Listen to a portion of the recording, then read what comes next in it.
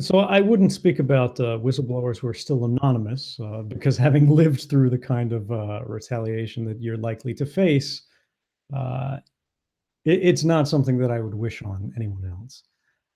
But I think the central question here is, what is the role of whistleblowers in society now, and what should it be? Uh, the unfortunate reality is, in that paradigm that we constructed a little bit earlier, where we have the executive function of government that actually does all the spying, they run the police and everything like that, hopefully for good purposes, right? But we don't actually know because it's secret. And then we have the courts that are being sort of shut out by this wall of secrecy. What happens when something in that executive branch of government happens to be illegal? How do you resolve that tension? How do you actually make sure the law is respected?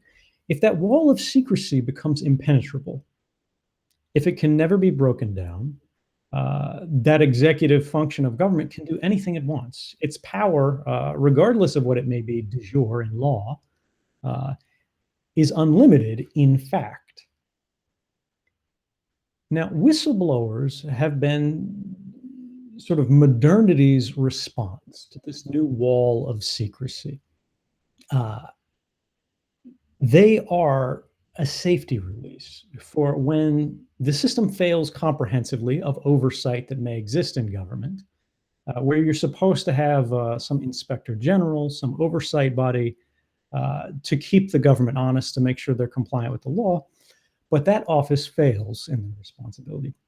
When legislators, when parliamentarians fail in their oversight responsibilities, because it's not politically beneficial, or they think it's too controversial, or they simply agree with the program's aims, even if it is unlawful. For example, how senators in the United States turned a blind eye to torture because they thought it was effective, even though they knew it was unlawful. Whistleblowers have been the way to resolve that. But unfortunately, our policies, and this is not just in a single country, this is in countries around the world, lead to such a strong response, such a punitive response to whistleblowers, that we have very few of them. It seems to me that we need an international mechanism for arbitration for these individuals who believe they have witnessed some unlawful or unconstitutional activity, something that violates human rights or laws, that will allow these things to be evaluated on the basis of an international law perspective.